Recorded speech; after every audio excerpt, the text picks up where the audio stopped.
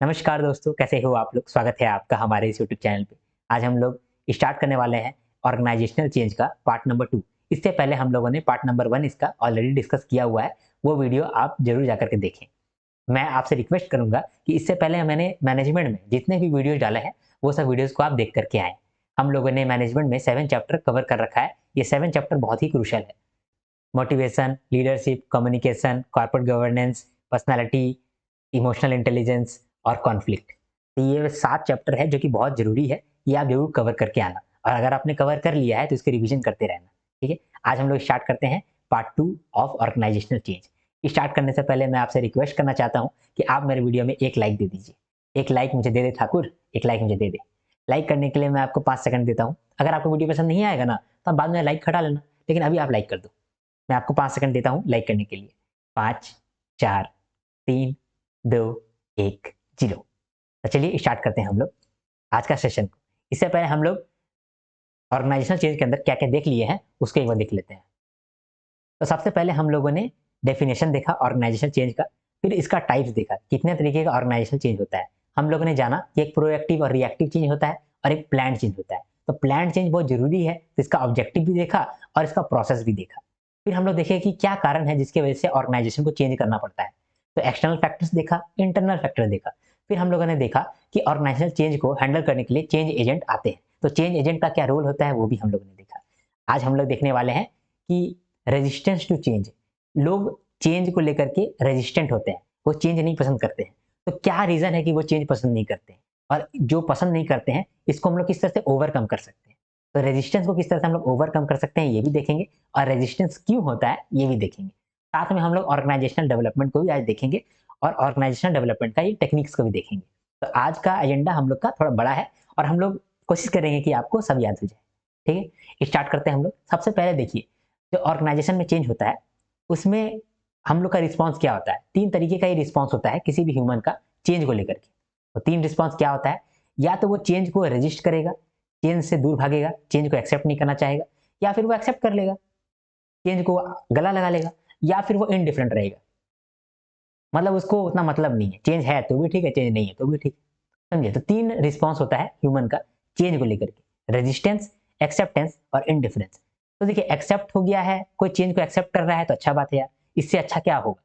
अब कोई चेंज को लेकर के इंडिफरेंट है, उसको चेंज से फ़र्क नहीं पड़ता है, तो भी कोई चिंता वाला बात नहीं है। लेकिन अगर वो चेंज को रेजिस्ट कर रहा है, चेंज से दूर भाग रहा है, चेंज से डर रहा है, तब वहाँ प्रॉब्लम का बात है। तो उस प्रॉब्लम को हमको ठीक करना पड़ेगा। तो प्रॉब्लम का पहले रीज़न जानेंगे, यानी कि रेजिस्टेंस टू चेंज क्यों होता है, इस प्रॉब्लम का पहले रीज़न जानेंगे और फिर इसको हम लोग किस तरह से ठीक कर सकते हैं, ओवरकम कैसे कर सकते हैं, उसको जानेंगे, है ना? तो पहले ये देखते हैं कि चेंज में जो रेजिस्ट करता है, वो क्यों करता है? कोई आदमी चेंज को क्यों नहीं पसंद करता है? चेंज से क्यों दूर जाता है? क्या-क्या रीज़न है? तो इंडिविजुअल फैक्टर है कुछ, कुछ ऑर्गेनाइजेशनल फैक्टर है। इंडिविजुअल फैक्टर को हम लोग देखते हैं। पहला है प्रॉब्लम ऑफ एडजस्टमेंट। यहाँ पर क्या है कि लोग जो है ना एडजस्ट करने के लिए डरते हैं, इसीलिए वो चेंज से दूर भागते हैं। उनको लगता है कि अभी इंफ्रास्ट्रक्चर चेंज हो जाएगा, नया-नया मशीन आएगा, तो नया-नया मशीन में हमको एडजस्ट करना पड़ेगा, फिर सीखना पड़ेगा, ट्रेनिंग करना पड़ेगा, तो आप एडजस्ट नहीं कर पा रहे हैं वहाँ पर। तो इस यही डर से आप चेंज को रेजिस्ट करते हैं। आप बोलते हैं कि नहीं, नया मशीन क्यों लाओगे, यही मशीन अच्छा है। क्योंकि वो जानता है कि नया मशीन लाएगा तो हम एडजस्ट नहीं कर पाएँगे। नया मशीन लाएगा तो नया-नया बच्चा लोग आएगा, उसके सामने हम बड़े होंगे और नया-नया चीज़ सीखेंगे तो उसको बुरा लगेगा, वो एडजस्ट नहीं कर पाएगा। इस डर के मारे वो चेंज को रेजिस्ट करता है। दूसरा है इकोनॉमिक रीज़न। कोई-कोई सोचता है कि देखिए, अभी जो मेरा रोल है, वो रोल बदल जाएगा जब चेंज होगा तो। अगर कोई स्ट्रक्चर चेंज हो गया, ऑर्गेनाइज़ेशन में स्ट्रक्चर चेंज हो गया, नया मशीन आ गया या फिर एआई आ गया, तो यहाँ पर मेरा रोल बदल जाएगा। मेरा रोल हो सकता है ज़्यादा रेलेवेंट ना हो। अगर मेरा रोल ज़्यादा रेलेवेंट नहीं होगा, तब हमको सैलरी भी नहीं मिलेगा। मेरा वो इनकम भी नहीं होगा। पहले जो हमको बेनिफिट मिलता था, अब वो बेनिफिट मिलेगा भी नहीं। तो इकोनॉमिक रीज़न भी हो गया चेंज को रेजिस्ट करने का। तीसरा है ऑब्सोलेसेंस ऑफ स्किल। लोग सोचता है कि देखो, अगर चेंज होगा, तो मेरा स्किल हो सकता है कि काम ना आए। अभी मेरा जो कंपनी में चेंज होने वाला है, वो कंपनी में चेंज होगा सोशल मीडिया को लेकर के। अब सोशल मीडिया के लेकर के पूरा चेंज हो जाएगा। तो हमको ना ही वीडियो बनाने आता है, ना ही हमको रील्स बनाने आता है, ठीक है? और ना ही हमको एसईओ मार्केटिंग आता है, ना ही हमको सर्च इंजन ऑप्टिमाइज़ेशन आता है। तो मेरा रोल तो खत्म हो जाएगा। तो मेरा रोल खत्म हो जाएगा तब तो मेरा स्किल काम नहीं आएगा। मैं हमको जॉब लॉस हो जाएगा, मेरा जॉब खत्म हो जाएगा। तो ये डर के मारे वो चेंज को रेजिस्ट करता है। ये भी एक रीज़न है चेंज को रेजिस्ट करने का। फिर अगला रीज़न है इमोशनल फैक्टर। पहले आप जहाँ पर काम कर रहे होंगे, आपका ग्रुप बन गया होगा, अब चेंज आएगा तो हो सकता है ग्रुप आपका टूट जाए, आपका ग्रुप में बॉन्डिंग हो गया होगा, वो बॉन्डिंग टूट जाएगा। तो एक इमोशनल फैक्टर है जिसकी वजह से आप चेंज को रेजिस्ट करते हैं कि छोड़िए ना यार, हटाइए, अब चेंज मत करिए, है ना? तो इस ये भी एक रीज़न है रेजिस्टेंस टू चेंज का। एक है ग्रुप नॉर्म्स, अगर ग्रुप में 10 आदमी हैं और 10 आदमी से 9 आदमी बोल रहा है कि हमको चेंज नहीं लाना है, तो आप जो चेंज लाना चाहते थे, आप भी बोलेगा छोड़ो यार, सही बोल रहा है, हमको भी नहीं लाना है। तो ग्रुप के इन्फ्लुएंस में आप भी आकर के चेंज को रेजिस्ट कर रहे हैं, तो वो भी एक रीज़न है चेंज को रेजिस्ट करने का। तो ग्रुप नॉर्म्स उस रीज़न का पार्ट हो गया। एक हैबिट, आपका एक हैबिट बन जाता है पुराना रिलेशन के साथ। अब रिलेशनशिप आपका टूट जाएगा, मशीन-वशीन सब आपका बदल जाएगा, स्ट्रक्चर चेंज हो जाएगा, बिल्डिंग चेंज हो जाएगा, तो यहाँ पर आपका हैबिट टूट जाएगा। उस हैबिट को लेकर के आप चेंज को रेजिस्ट कर रहे हैं। तो ये सब हो गया इंडिविजुअल फैक्टर। अब हम लोग देखते हैं ऑर्गेनाइजेशनल फैक्टर क्या-क्या है। पहला है threat to power and influence. जो मैनेजर अभी पावर में है, हो सकता है कि चेंज के बाद वो पावर में ना रहे, है ना? अभी आपके ऑर्गेनाइजेशन में सोशल मीडिया आने वाला है, तो हो सकता है जो एम्प्लॉयी है वही बन जाए मैनेजर और मैनेजर बन जाए एम्प्लॉयी, तो मैनेजर को कितना दुःख होगा। ये पावर छीन जाने के डर से वो बोलता है कि चेंज मत करो, वो चेंज से दूर भागता है, ये पावर छीन जाने के डर से, अपना इन्फ्लुएंस छीन जाने के डर से, समझे? तो ये एक रीज़न हो गया। दूसरा रीज़न है रिसोर्स कांस्टेंट। आपके ऑर्गेनाइजेशन में इतना पैसा नहीं है कि वो इतना पैसा खर्चा करके चेंज लेकर के आए। तो यहाँ पर रिसोर्स कांस्टेंट है, इसकी वजह से चेंज को रेजिस्ट कर रहा है ऑर्गेनाइजेशन। अगला है संक कॉस्ट। आपने बहुत मेहनत किया है एक कल्चर को डेवलप करने के लिए, बहुत पैसा लगाया है एक कल्चर को डेवलप करने के लिए। अब आप बोल रहे हैं कि अब कल्चर को चेंज करेंगे, तो इतना पैसा जो लगाया है वो तो बेकार हो गया ना। इतना यही सोच करके, ये सोच करके कि इतना मेरा कॉस्ट ऑलरेडी संक हो गया है, तो हम लोग अभी नया चीज़ क्यों ला रहे हैं? तो ये सोच करके हम लोग क्या किए हैं कि चेंज को रेजिस्ट कर दिए। इसमें मैं एक एग्जांपल देना चाहता हूँ। बहुत सारे लोग जो सीए कर रहे होते हैं, तो 10 साल 20 साल से वो सीए कर रहे होते हैं। मान लीजिए कि एक आदमी जो 7 साल से सीए कर रहा है, तो वो क्यों चेंज नहीं कर पा रहा है अपना करियर को?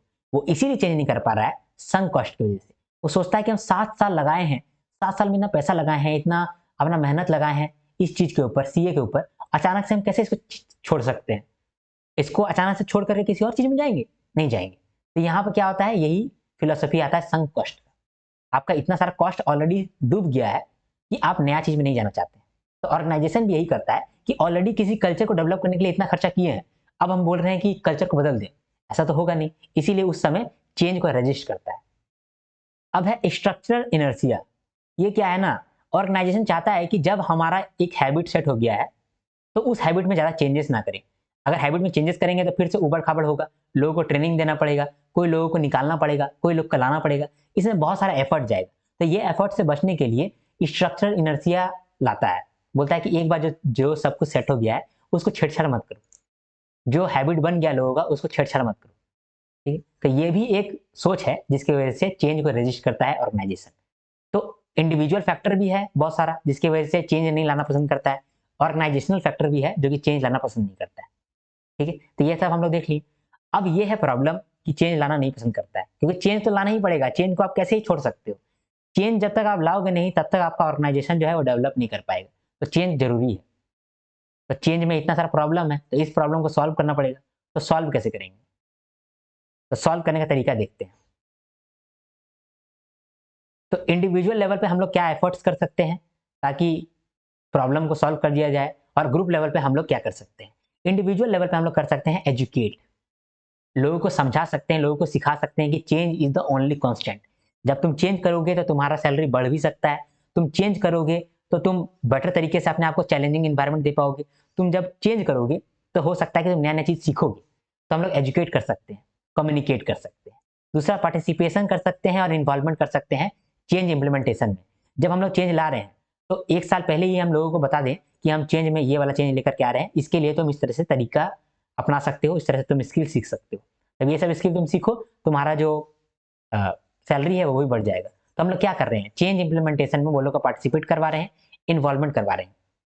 अच्छा लीडरशिप पकड़ के ला रहे हैं। जो अच्छा लीडर होगा वो चेंज अच्छा से मैनेज कर पाएगा। एग्रीमेंट एंड नेगोशिएशन करवाएँगे। जो भी लोग सोच रहा है कि चेंज होगा तो मेरा जॉब चला जाएगा, तो उसको हम लोग एग्रीमेंट देंगे कि नहीं, तुम्हारा जॉब नहीं लेंगे, तुमको हम ट्रेनिंग देंगे, और ट्रेनिंग में भी तुम नहीं सीख पाएगा तब तुमको हटाएँगे। तो यहाँ पर क्या होगा, लोगों को ये श्योरिटी रहेगा कि मेरा जॉब नहीं जाने वाला है, तो वो क्या करेगा कि वो सीखने की कोशिश करेगा, और जब सीख जाएगा तो फायदा होगा। कोर्सन, हम लोग क्या बोलते हैं, कोर्स करेंगे, मतलब कि वो लोग को बोलेंगे कि तुम ये चीज़ सीखो, अगर नहीं सीखेगा तो तुमको टीम से निकाल देंगे।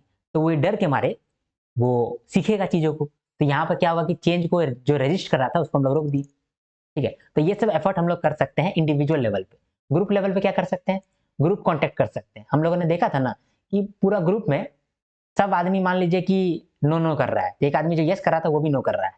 तो हम लोग पूरा ग्रुप को बैठा के समझाएँगे, ठीक है? उसको एक वो डिस्कशन करवाएँगे। वो डिस्कशन से उसको कन्विंस करेंगे कि देखो चेंज ज़रूरी है। तो क्या होगा कि चेंज के लिए आदमी लोग मान जाएगा। दूसरा होगा कि हम लोग ग्रुप डायनामिक ट्रेनिंग करवाएँगे। मतलब कि ग्रुप को बैठाएँगे और उन लोग को कुछ ट्रेनिंग देंगे, कुछ काम करवाएँगे, कुछ क्वेश्चन पूछेंगे, कुछ आंसर लेंगे, कुछ फीडबैक लेंगे और ये सबसे उनको चेंज का महत्व समझाएँगे, ठीक है? और ये बताएँगे कि चेंज से कितना फ़ायदा इन लोग को मिलेगा और कितना कम नुकसान इसको होगा। तो इससे क्या होगा कि जो भी ग्रुप है, ये एक्सेप्ट करेगा कि चलो यार चेंज कर लेना चाहिए, ठीक है? तो इस तरह से हम लोग रेजिस्टेंस टू चेंज को रोक सकते हैं। तो ये बड़ा चीज़ हम लोगों ने देखा, रेजिस्टेंस टू चेंज।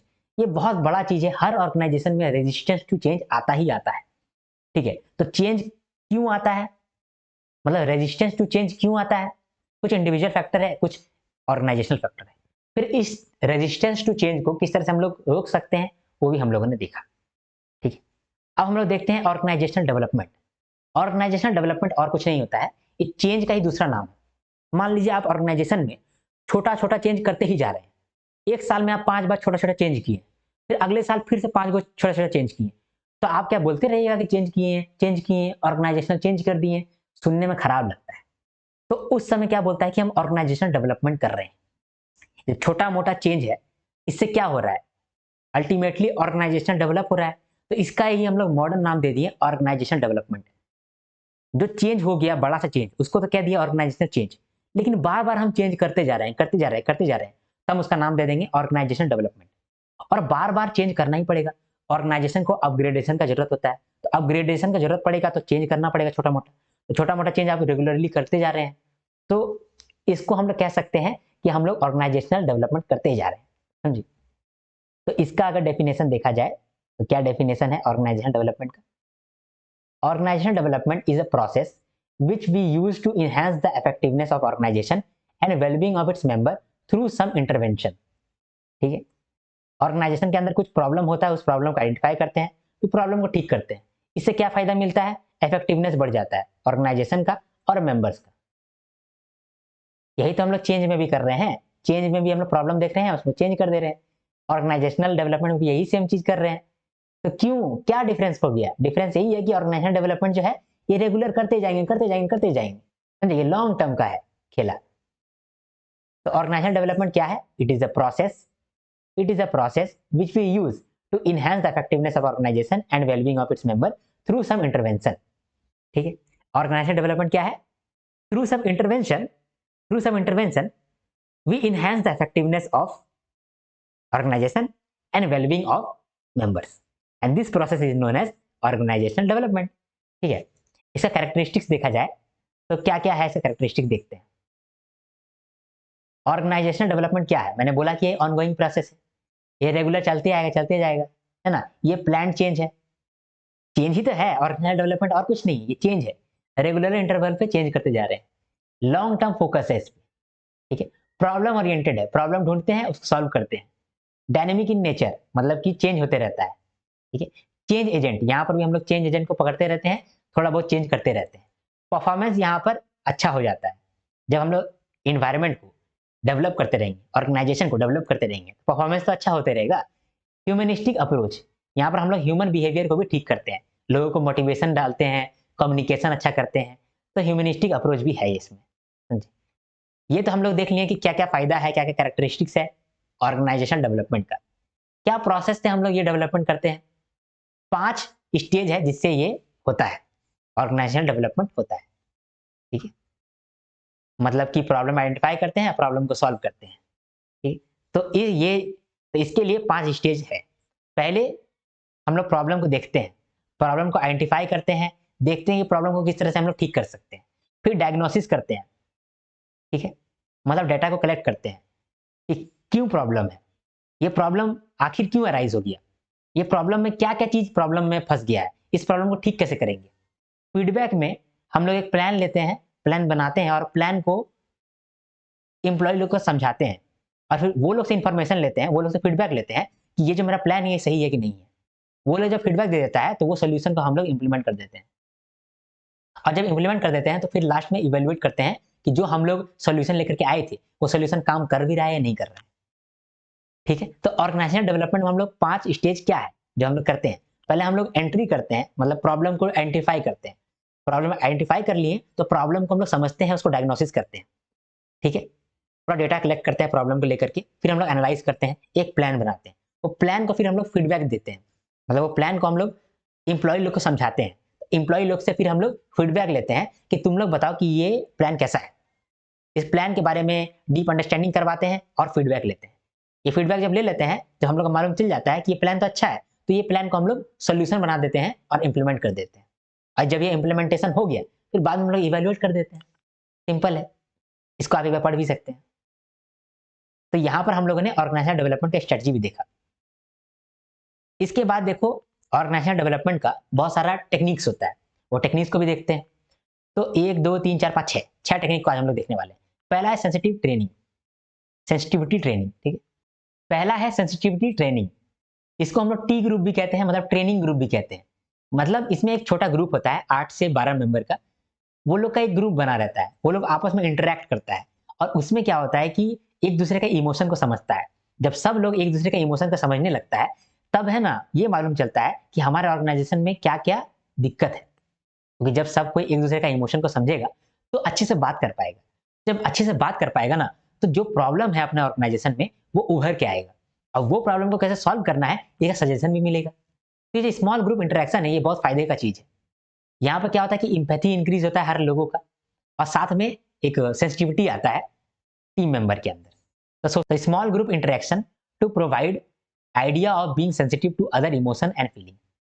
ये तो गया सेंसिटिविटी ट्रेनिंग। दूसरा होता है सर्वे फीडबैक। सर्वे फीडबैक में क्या होता है, आप लोगों से फीडबैक लेते हैं, आप लोगों से डेटा कलेक्ट करते हैं और पूछते हैं कि प्रॉब्लम कहाँ है। आप एक क्वेश्चन का सेट बना लिए हैं, वो क्वेश्चन का सेट आप सबसे पूछ रहे हैं, तो सब कोई वहां टिक मार रहा है, ए बी सी डी सर्वे कर रहे हैं। वो सर्वे से क्या मालूम चल रहा है कि प्रॉब्लम क्या है।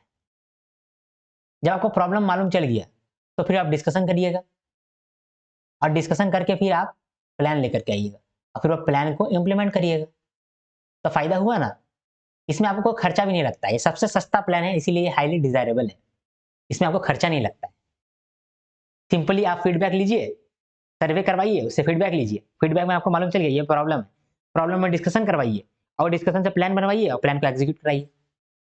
ठीक है, the use of questionnaire to identify the discrepancies and discussion follows and remedies are suggested. ठीक है, ये हाईली डिजायरेबल है। अब है प्रोसेस कंसल्टेशन। एक ऐसा आदमी को बुलाए हैं, एक एक्सटर्नल आदमी को बुलाए हैं, एक कंसल्टेंट को बुलाए हैं।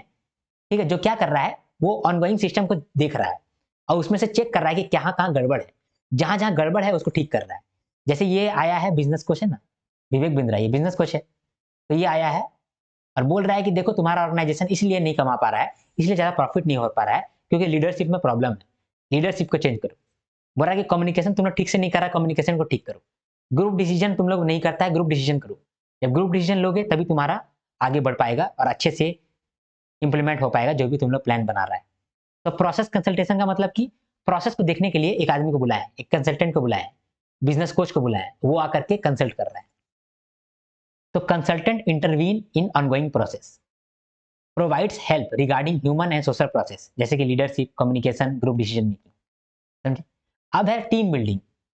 देखिए कभी कभी क्या करता है ना, ऑर्गेनाइजेशन क्या कराता है, क्रिकेट खिलवाता है। यहाँ पर आप फोटो देख पा रहे होंगे, यहाँ टर्फ है, टर्फ में आदमी क्रिकेट खेल रहा है।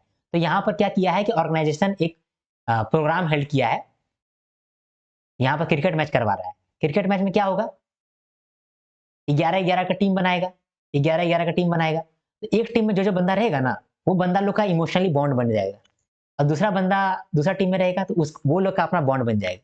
तो यहाँ पर क्या होगा ना कि लोगों के बीच में बॉन्ड होगा, लोगों के बीच में बॉन्ड होगा, एक दूसरे का वो लोग इमोशन को भी समझेगा। तो इससे क्या होगा कि जब वो लोग काम करने के लिए आएगा तो काम वो लोग अच्छा से कर पाएगा, एक बॉन्डिंग के साथ कर पाएगा, ओवरऑल परफॉर्मेंस अच्छा बना पाएगा। ये लोग टीम बनाना सीखेगा, ये लोग टीम में कैसे काम करते हैं वो सीखेगा। तो various activities undertaken to motivate the team members and increase the overall performance. ये भी एक टेक्निक है। अब है इंटर ग्रुप डेवलपमेंट। इसमें क्या होता है कि हम लोग देख रहे हैं कि मेरा जो ग्रुप है वहां पर झगड़ा हो रहा है, और झगड़ा किसके बीच में हो रहा है? लड़की के बीच में और लड़का के बीच में। और झगड़े का मेन रीजन है कि लड़का जो है लड़की को बोल रहा है कि तुम लोग कुछ नहीं कर सकती है, तुम लोग घर में बेलना चकला करो, यानी सिर्फ खाना बनाओ और कुछ नहीं करो, ऐसा बोल रहा है लड़का वाला जो ग्रुप है। तो लड़का ग्रुप और लड़की ग्रुप में झगड़ा हो गया आपस में। तो यहाँ पर हम लोग क्या करेंगे? हम क्या करेंगे, एक बहुत ही इंपॉर्टेंट काम एक लड़की को देंगे, और वो लड़की वो काम कर लेगी तो उसको हम अवार्ड भी देंगे। तो यहाँ पर क्या होगा, जो स्टीरियोटाइप बन गया था कि लड़की मैनेजर नहीं बन पाएगी, लड़की कुछ अच्छा काम नहीं कर पाएगी, ये खत्म हो गया। क्यों खत्म हो गया? क्योंकि हम लड़की से एक्स्ट्रा काम करवा लिए, उसको हम क्या किए, एगो गिफ्ट के तौर पे एगो ट्रॉफी भी दिए और साथ में उसको बोनस भी दिए।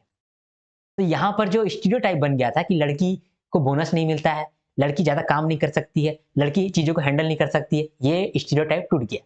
और जो कॉन्फ्लिक्ट हुआ था बॉयज और गर्ल्स के बीच में, वो कॉन्फ्लिक्ट भी टूट गया। मतलब सिचुएशन अच्छा बन गया। यहाँ पर ऑर्गेनाइजेशन में डेवलपमेंट कर दिए, प्रॉब्लम को आइडेंटिफाई किए और उसको सॉल्व कर दिए। This method seeks to change attitude, stereotypes and perception that group have each other. ठीक है, इसमें फोकस रहता है इंटर ग्रुप बिहेवियर और रिलेशन को ठीक करने का, दो ग्रुप के बीच में रिलेशन या फिर बिहेवियर ठीक करने का। Thrust is on moving group from conflict to cooperation. ठीक है, अब है अप्रिशिएटिव इंक्वायरी। इसमें क्या होता है ना कि हम लोग इंक्वायरी करते हैं ताकि हम लोग अप्रिशिएट कर सकें। ठीक है, क्या करते हैं, हम लोग अपने ऑर्गेनाइजेशन में देखते हैं कि ऑर्गेनाइजेशन का क्या स्ट्रेंथ है, क्या वीकनेस है, क्या अपॉर्चुनिटी है, क्या थ्रेट है। यहां से हम लोग स्ट्रेंथ समझते हैं कि हमारे कंपनी का क्या स्ट्रेंथ है, हमारे जो ग्रुप मेंबर है वो ग्रुप मेंबर का क्या स्ट्रेंथ है। हम लोगों ने ये जाना कि हम लोग का ग्रुप मेंबर का स्ट्रेंथ है कि वो लोग सोशल मीडिया पे एक्टिव है।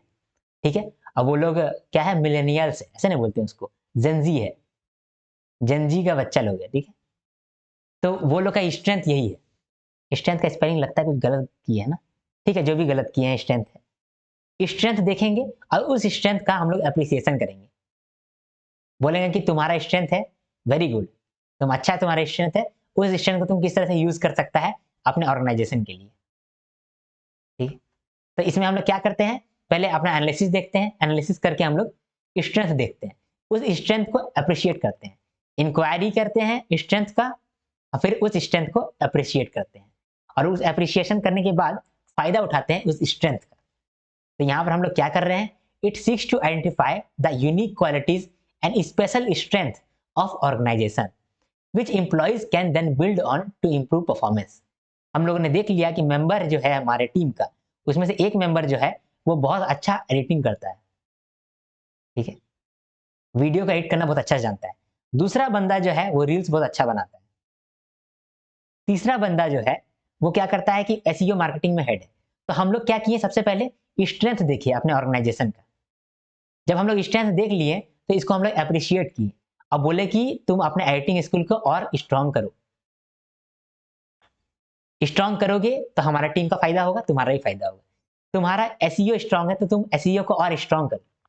ठीक है, तुम रील्स अच्छा बनाता है, तुम और रील्स बनाओ। तो इस तरह से हम लोगों ने उसका परफॉर्मेंस इनहेंस करने के लिए, इंप्रूव करने के लिए उसका स्ट्रेंथ को खोजा और स्ट्रेंथ को अप्रिशिएट किया, इसीलिए इसका नाम भी है अप्रिशिएटिव इंक्वायरी। ठीक है, इसमें हम लोग 4 स्टेप करते हैं। 4 स्टेप क्या क्या है, एक एक बार हम लोग करते हैं। सबसे पहला है डिफाइन। ठीक है, डिफाइन में क्या है कि हम लोग पहले ये डिफाइन कर लेते हैं कि हमारा गोल क्या है, ये पहले से ही डिफाइन रहता है। ठीक है, बार बार हम लोग डिफाइन नहीं करते हैं, एक ही बार डिफाइन कर दिए उसके बाद ये सर्कल चलने लगेगा। तो डेफिनेशन हम लोग लिए कि हम लोग को क्या करना है, हमारा गोल है कि हम लोग को मार्केटिंग में एक्सेल करना है। ठीक है, हमारा यही गोल है। तो इस गोल को पूरा करने के लिए हम लोग क्या करते हैं, सबसे पहले हम लोग डिस्कवर करेंगे। 4 स्टेप स्टार्ट हो गया। सबसे पहले हम लोग डिस्कवर करेंगे कि हमारा स्ट्रेंथ क्या है, हमारे अंदर बेस्ट क्या है। तो हम लोग जाने कि हमारे अंदर बेस्ट है एसईओ और एडिट करना। ठीक है, तो हम लोग देखें कि देखो एसईओ और एडिट करना बहुत अच्छा चीज है हम लोग के अंदर। हम लोग फिर ड्रीम करेंगे कि हम लोग ये एसईओ और एडिट की मदद से और क्या क्या कर सकते हैं। हम लोग एसईओ और एडिट की मदद से ज्यादा ऑडियंस गैदर कर सकते हैं, है ना, ज्यादा लीड्स जनरेट कर सकते हैं, ज्यादा कस्टमर को बुला सकते हैं। ये हम लोग ड्रीम किए। फिर डिजाइन किए कि हम लोग तो ऑडियंस ला सकते हैं, लीड्स ला सकते हैं। तो क्या प्लान बनाएँगे जिससे कि ये आएगा? तो हम लोग प्लान बनाने लगे। प्लान भी बना लिए, प्लान जब बन गया तब हम लोग यूज़ करने लगे अपना स्किल का, यानी कि स्किल का यूज़ करके हम लोग रील्स बनाने लगे।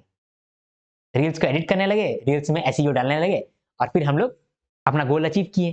तो सबसे पहले गोल हम लोग का डिफाइंड रहता है कि हम लोग का गोल क्या है। उस गोल को हासिल उस गोल को हासिल करने के लिए पहले हम लोग डिस्कवर करते हैं कि हम लोग के अंदर क्या स्ट्रेंथ है। जब स्ट्रेंथ हम लोगों ने डिस्कवर कर लिया, तो फिर हम लोग ड्रीम करते हैं कि उस स्ट्रेंथ से हम लोग क्या-क्या कर सकते हैं, ठीक है? उसके बाद फिर हम डिज़ाइन करते हैं कि जो भी कर सकते हैं उसका प्लान बनाओ। तो प्लान बनाते हैं, फिर हम लोग वो चीज़ एक्शन में लाते हैं, यानी कि डेस्टिनी करते हैं। डिलीवर को आप डेस्टिनी भी लिख सकते हैं, ठीक है? तो यहाँ पर हम लोगों ने ये 6 टेक्निक भी देख लिया ऑर्गेनाइजेशनल डेवलपमेंट करने के लिए, ठीक है? अब हम लोग फटाफट रिवीजन करते हैं। फटाफट रिवीजन करेंगे, टाइम लगाएँगे, ठीक है?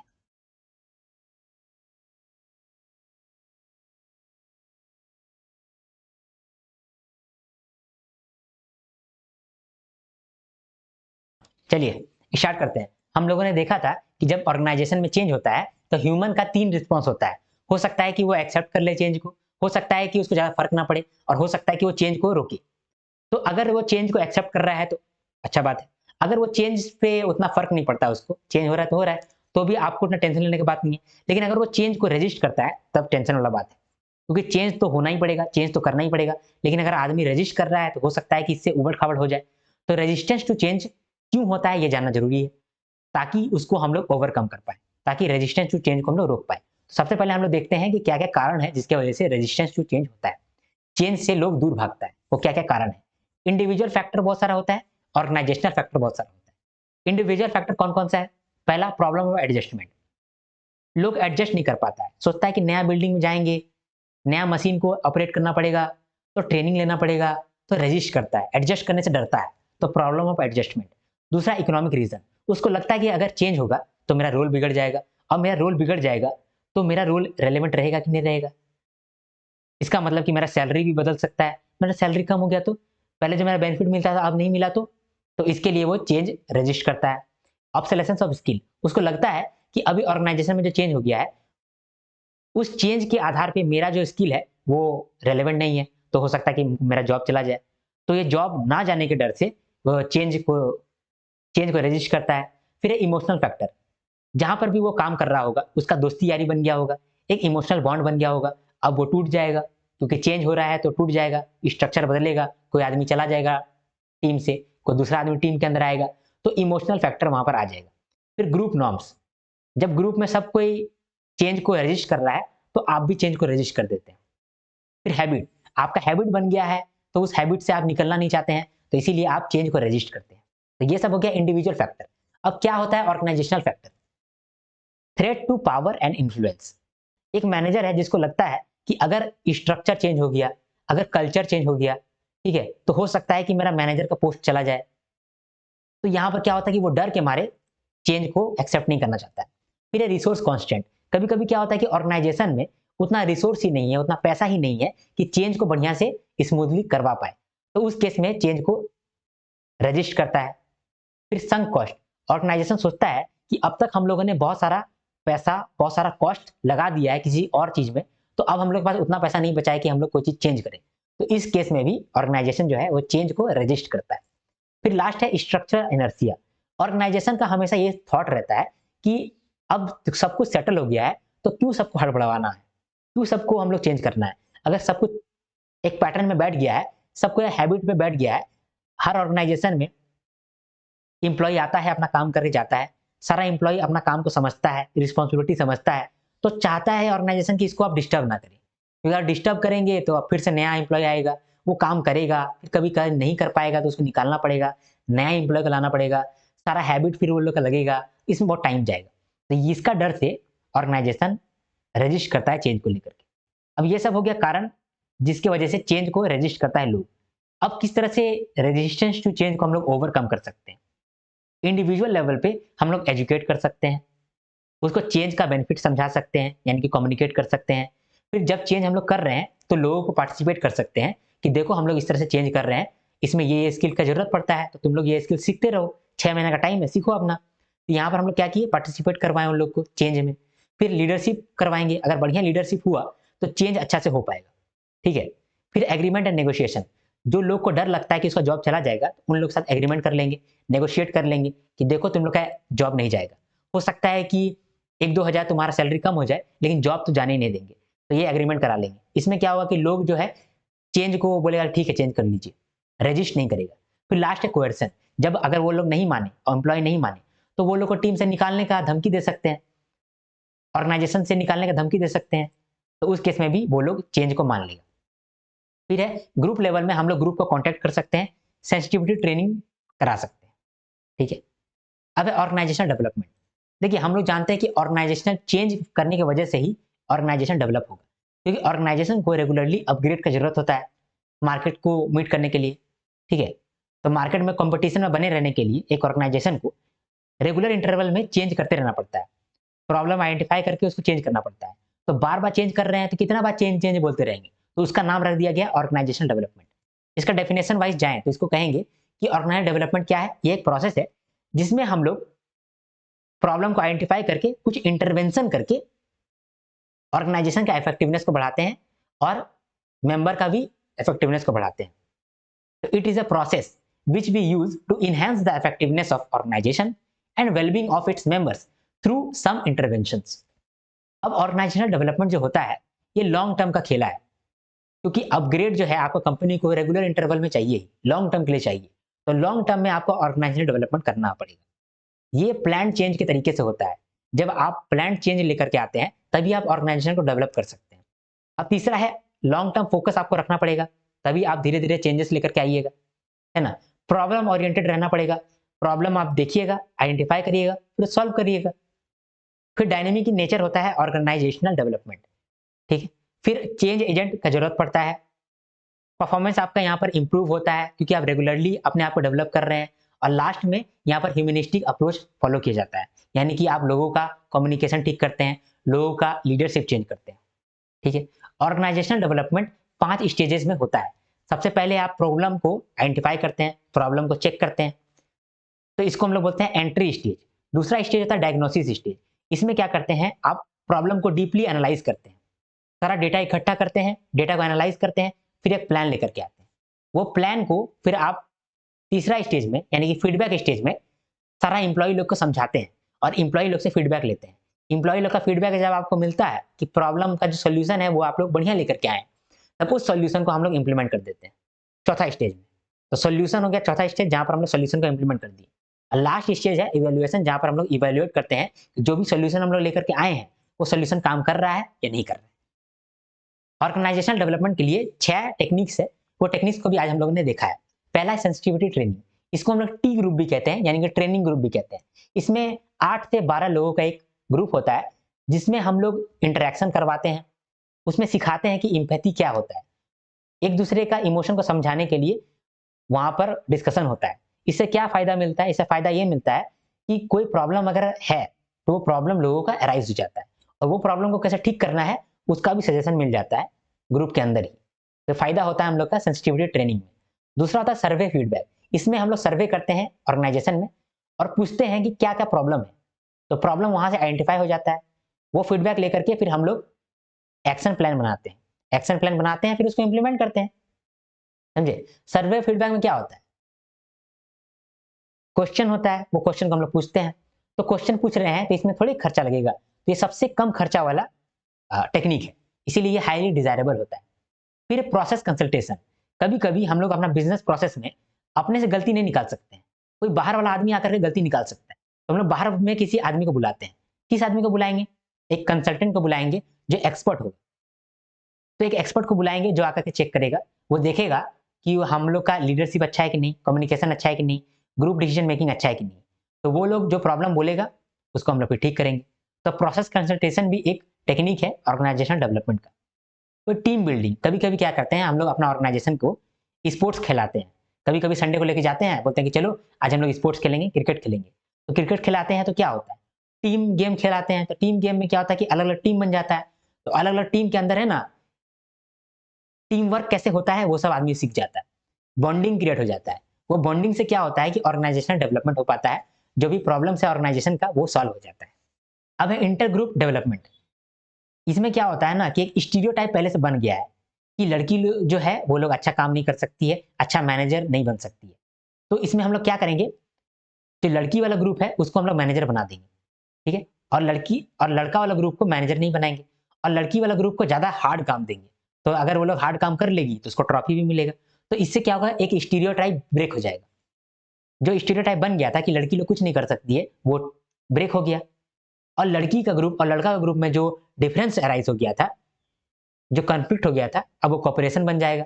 अब लड़का भी सोचेगा कि नहीं यार लड़की भी सोच सकती है, लड़की भी काम कर सकती है, तो लड़की की बात भी सुनना पड़ेगा। अब लड़की भी सोचेगी कि हाँ, लड़का भी बात सुनता है, लड़का भी मैनेज अच्छा कर पाता है, तो लड़का का भी बात सुनना पड़ेगा। तो यहाँ पर जो कॉन्फ्लिक्ट हो गया था 2 ग्रुप के बीच में, ये अब कोऑपरेशन हो जाता है। तो इंटर ग्रुप डेवलपमेंट यानी कि 2 ग्रुप का डेवलपमेंट कर दिए। ये भी एक टेक्निक है ऑर्गेनाइजेशनल डेवलपमेंट का। लास्ट टेक्निक है एप्रिशिएटिव इंक्वायरी। इसमें हम लोग क्या कहते हैं कि हम लोग ऑर्गेनाइजेशन के अंदर जो टीम मेंबर होता है, उसका हम लोग स्ट्रेंथ को जाँचते हैं, इंक्वायरी करते हैं। पहले हम लोग स्ट्रेंथ को इंक्वायर करते हैं और उस स्ट्रेंथ को एप्रिशिएट करते हैं। इसीलिए इसका नाम है एप्रिशिएटिव इंक्वायरी। इसका क्या फ़ायदा है? जो भी हमारा गोल है, जो हम लोगों ने गोल डिफाइन किया है, उसको हम लोग गोल अच्छा से अचीव कर लेंगे अगर हम लोग एप्रिशिएटिव इंक्वायरी करते हैं। कैसे? एप्रिशिएटिव इंक्वायरी में 4 स्टेप होता है। पहला स्टेप में हम लोग क्या कहते हैं, हम लोग डिस्कवर करते हैं कि हमारा ऑर्गेनाइजेशन का स्ट्रेंथ क्या है। वो स्ट्रेंथ जब हम लोग डिस्कवर कर लिए, तो फिर हम लोग ड्रीम करते हैं कि हम लोग इस स्किल से, इस स्ट्रेंथ से क्या-क्या कर सकते हैं। और जो-जो कर सकते हैं उसके लिए हम लोग तीसरा स्टेज में प्लान बनाते हैं। मतलब डिज़ाइन करते हैं प्लान को और लास्ट में फिर प्लान को इम्प्लीमेंट करते हैं यानी कि डेस्टिनी करते हैं। तो यहाँ पर 4 स्टेप है, डिस्कवरी, ड्रीमिंग, डेस्टिनी और डिज़ाइन। पहले डिस्कवरी करते हैं हमारा स्ट्रेंथ क्या है। दूसरा ड्रीम करते हैं अपना स्ट्रेंथ को लेकर के, हमारा स्ट्रेंथ से हम लोग क्या-क्या कर सकते हैं। तीसरा डिज़ाइन करते हैं हम लोग प्लान और चौथा प्लान को हम लोग एग्ज़ीक्यूट करते हैं यानी कि डेस्टिनी हम लोग बनाते हैं। तो यहाँ पर हम लोगों ने सब कुछ समराइज़ कर दिया। आशा करता हूँ कि आपको समझ में आया हो। अगर आपको समझ में आया हो तो आप बिना लाइक करे नहीं जाइए। लाइक में कंजूसी मत करिए। लाइक ज़रूर करिए। आपका एक लाइक मेरा वीडियो को लार्जर ऑडियंस देगा, मेरा मोटिवेशन दुगना करेगा। तो आप लाइक ज़रूर करें। हो सकता है तो आप कमेंट भी करें। आपका एक कमेंट मेरा पूरा दिन बना देता है। मैं आपका एक कमेंट सुबह से शाम निहारते रहता हूँ। तो आप कमेंट से पीछे मत हटिए, कमेंट ज़रूर करिए। ठीक है? आप मेरे वीडियो को शेयर भी कर सकते हैं और मेरे चैनल को सब्सक्राइब करके ज़रूर रखिए क्योंकि आपको इन फ्यूचर बेटर कंटेंट मिलने वाला है। पीआईबी के वीडियोज़ मिलेंगे, जीए मिसलेनियस के भी वीडियोज़ मिलेंगे। तो आप फ़ायदे में रहोगे अगर आप इस चैनल को सब्सक्राइब करके रखते हो। टेलीग्राम चैनल जॉइन करके रखिए क्योंकि वहाँ पर आपको सारा नोट्स फ्री में अवेलेबल है। कुमार आर्यन टेलीग्राम नाम है मेरे टेलीग्राम चैनल का। ठीक है? अगर आपको कोई भी इश्यू होता है या फिर आप मुझसे पर्सनली कनेक्ट करना चाहते हैं, तो इस इंस्टाग्राम आईडी में आप जाके मुझे डीएम कर सकते हैं। मैं वहाँ पर अवेलेबल हूँ। ठीक है? अदरवाइज़ आप कमेंट करो, वहाँ पर भी रिप्लाई में दे दूँगा। आप मेरा एक प्लेलिस्ट है स्ट्रैटेजी नाम का, उसको आप ज़रूर जाकर के देखें क्योंकि अभी स्ट्रैटेजी वाला वीडियो देखना बहुत ज़रूरी है। ये जो स्ट्रैटेजी वाला वीडियो है, ये मैंने हवा में नहीं बनाया है। बहुत रिसर्च करके प्रीवियस ईयर क्वेश्चन को देख करके ये स्ट्रैटेजी मैंने लेकर के आया था। तो ये स्ट्रैटेजी देखना आप बिल्कुल भी ना भूलें। अगर आपने नहीं देखा है तो आप बहुत कुछ मिस कर रहे हैं। स्ट्रैटेजी वाला वीडियो आप ज़रूर जाकर देख करके आएँ। ठीक है? तो आशा करता हूँ कि आपको मेरा वीडियो पसंद आया होगा। आया होगा तो लाइक करेंगे, शेयर करेंगे, सब्सक्राइब करेंगे, टेलीग्राम चैनल जॉइन करेंगे और कोई भी इश्यू होगा तो आप मुझे इंस्टाग्राम में डीएम करेंगे, अदरवाइज़ कमेंट करेंगे। तो अब हम लोग नेक्स्ट वीडियो में मिलते हैं, तब तक के लिए हर हर महादेव, शंभू शंकर। टाटा।